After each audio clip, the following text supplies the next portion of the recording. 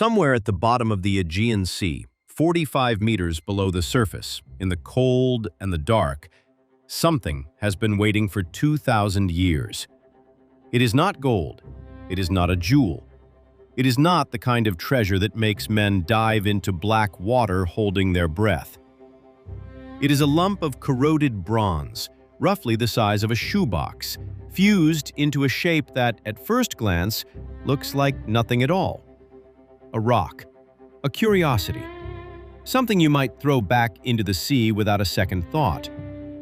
But inside that lump of green, crusted metal are gears, dozens of them, interlocking, precisely cut, engineered with a level of mathematical sophistication that, when it was finally understood, forced historians to tear up their timeline of human progress and start again. This is the story of the Antikythera mechanism, the object some call the world's first computer, a machine built more than 2,000 years ago, lost for 2,000 years, and only truly understood in the last 2 decades. This is a story about genius and shipwrecks and forgetting, about how easily the brightest achievements of a civilization can slip beneath the waves, and how close we came to never knowing they existed at all. Let's go back to where it began. The year is 1900. It is spring in the Mediterranean, and a small crew of Greek sponge divers is sailing home from the coast of North Africa aboard a boat captained by a man named Dimitrios Kontos. Sponge diving in this era was brutal work. Divers wore heavy canvas suits and copper helmets, breathing air pumped down from the surface through a rubber hose, walking along the sea floor in near total darkness, feeling for sponges by hand. It was slow. It was dangerous.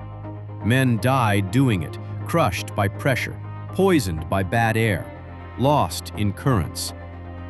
A storm forced Kontos's boat to shelter near a small, rocky, almost forgotten island called Antikythera, a speck of land in the strait between Crete and the Greek mainland, a place so remote that even its name means roughly opposite Kythera, not a destination, a place you passed on the way to somewhere else. To pass the time, the divers decided to search the waters nearby for sponges. One of them, a diver named Elias Stadiatis, went down into the deep along a steep underwater cliff. And when he came back to the surface, he was shaking, and not from the cold. He told his captain he had seen a nightmare down there, a pile of dead men and horses, some of them rotting, scattered across the sea floor. Kontos, an experienced diver himself, went down to see for himself. What he found were not corpses.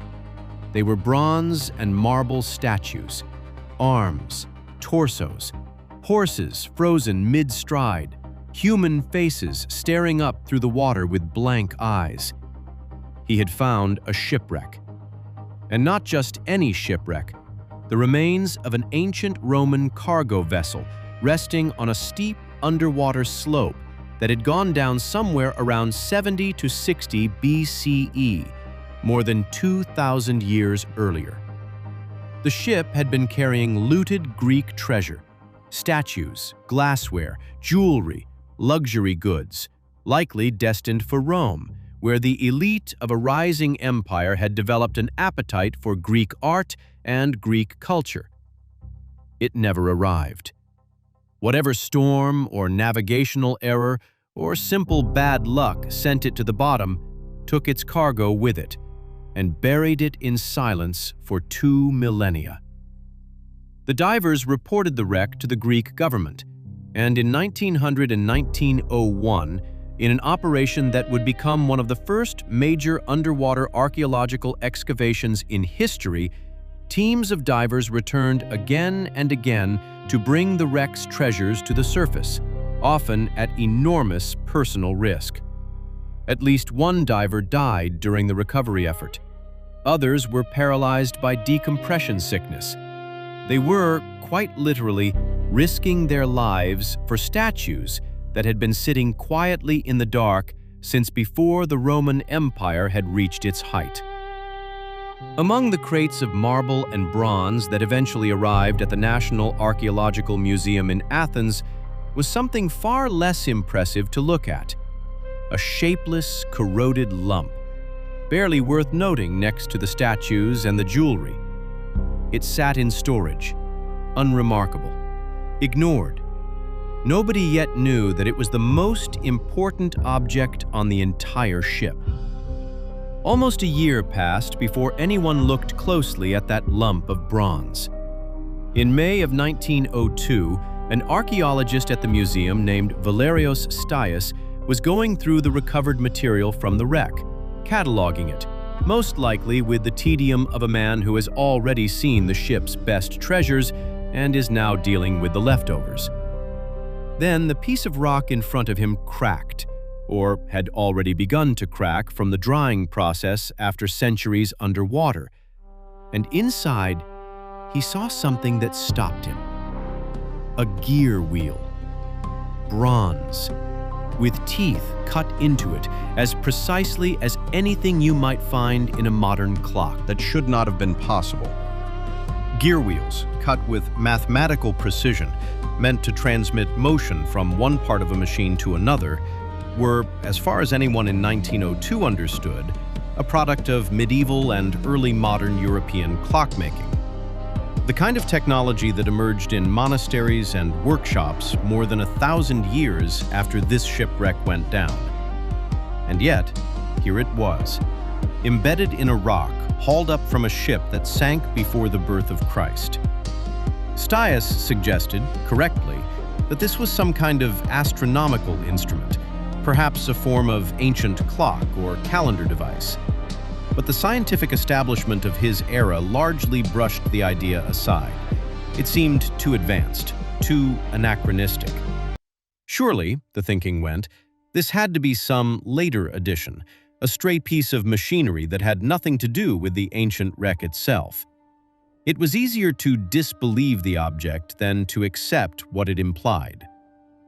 For decades, the mechanism sat in the museum, mostly forgotten again, its secrets locked inside layer after layer of calcified marine growth and corrosion. A handful of researchers poked at it. Nobody cracked it open. The world had, in a sense, discovered a message from the ancient past, and then set it down, unopened, in a drawer. Enter Derek de Solla Price. A British-born physicist and historian of science, Price became fascinated with the fragments of the mechanism in the early 1950s, half a century after Stais first noticed the gear. Where others had glanced at the object and moved on, Price became obsessed. He couldn't cut the mechanism open. It was far too fragile, too corroded, too precious. Instead, in 1951, he began a new kind of investigation, X-raying the fragments, trying to see through the layers of bronze and rock to the gear trains hidden inside, like a doctor reading an X-ray of a patient's broken bones. It was slow, frustrating, imprecise work. The technology of the time simply couldn't resolve the fine details buried inside such a densely corroded object. Price spent years staring at blurred, ghostly images, trying to count gear teeth through fog.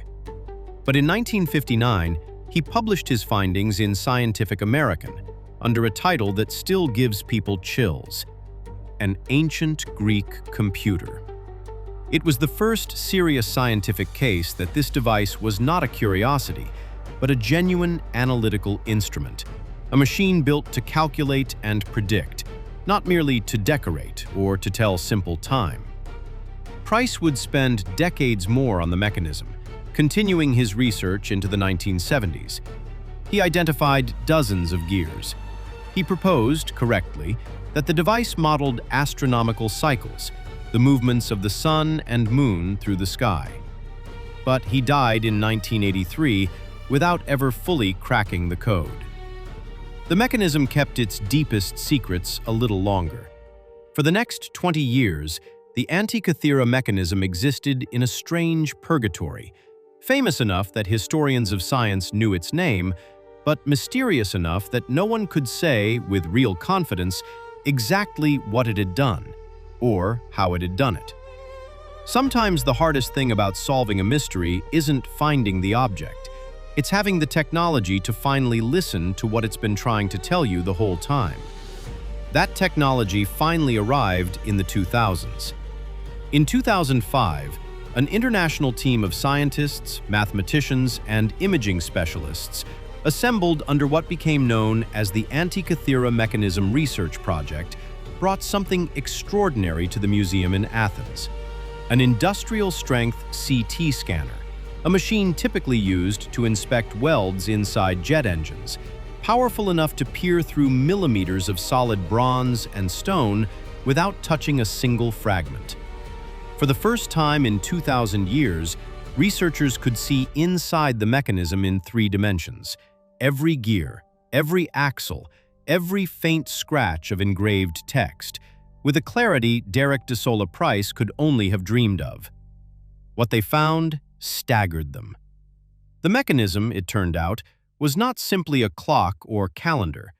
It was closer to an analog computer, a machine built from at least 30 precisely interlocking bronze gears, originally housed in a wooden case roughly the size of a large book, with dials on the front and back, and hand-cranked by a small handle on the side. Turn that crank, and the mechanism would move a front dial shaped like a miniature model of the heavens, a small ball representing the moon, shifting through its phases, alongside pointers tracking the position of the sun and, likely, the visible planets, all set against a backdrop modeling the zodiac and the calendar of the Egyptian solar year. On the back, spiral dials tracked far longer and stranger cycles. A 19-year lunar calendar cycle used to reconcile the lunar and solar years. A 4-year cycle marking the timing of the Olympic Games and other pan-Hellenic athletic festivals.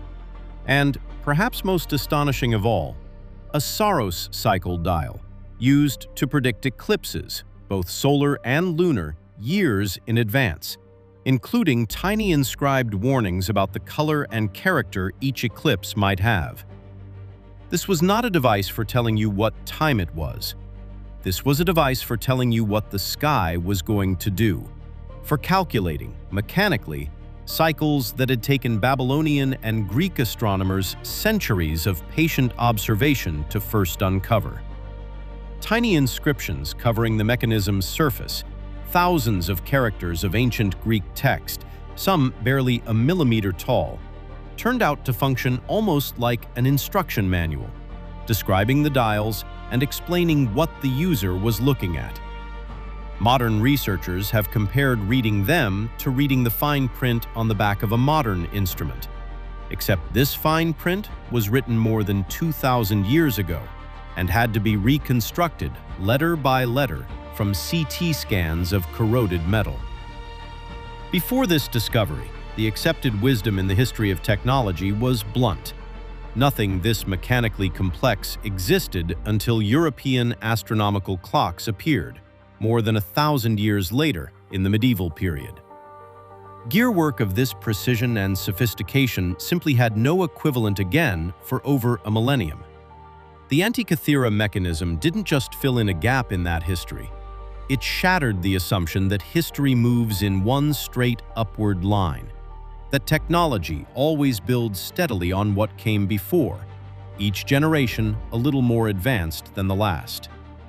Here was proof that somewhere in the Greek world, possibly on the island of Rhodes, a known center of astronomy and mechanical engineering, and possibly connected to the great astronomer Hipparchus, whose work on lunar motion closely matches functions built into the device, craftsmen and scholars had already built something that would not be matched again for 1,000 years. And then it was lost. Not gradually, not through some slow forgetting. It went down with a ship, into the dark, and the knowledge required to build another one simply vanished with it. Here is the detail that should make the hair stand up on the back of your neck. More than half of the Antikythera mechanism has never been recovered. The wreck that produced it was excavated using the diving technology of 1900 and 1901. Heavy suits, limited air, primitive tools, and an understanding of underwater archaeology that was still in its infancy. Divers worked quickly, under enormous physical danger, at depths that pushed the very edge of what a human body could survive at the time. Some later expeditions, including work carried out with modern equipment decades afterward, recovered additional fragments and other objects from the site. But researchers widely agree that a significant portion of the ship's cargo, and quite possibly more pieces of the mechanism itself, may still be resting on that slope beneath the waves off Antikythera, waiting. Which means the story you've just heard may not even be finished yet. We don't know with certainty who built the Antikythera mechanism. We don't know exactly how many were built, or whether it was a singular masterpiece, or one example of a broader, now vanished tradition of Greek mechanical engineering. We don't know how many other machines like it once existed, in workshops, in temples, in the private studies of scholars, nor how much of that knowledge was lost in the fires and conquests and slow decay that eventually swallowed the ancient world. What we do know is this: for 100 years, this machine sat in a museum, largely misunderstood, treated as a curiosity rather than a message.